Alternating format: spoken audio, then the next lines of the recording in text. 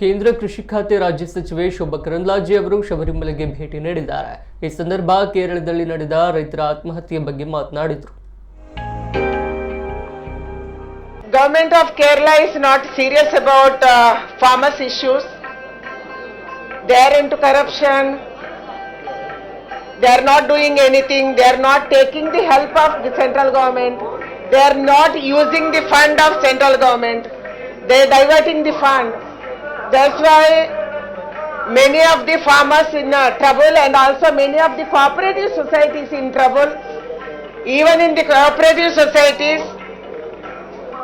Kerala government is doing corruption. Because of that, they are facing problem, and many of the farmers who invested in cooperative societies, cooperative banks, they are committing suicide because they are not getting their money from the societies. That's why I think Kerala government has to help farmers, and they should return back their money, because I visited many of the cooperative societies. They are telling that government diverted cooperative societies' monies for other reasons.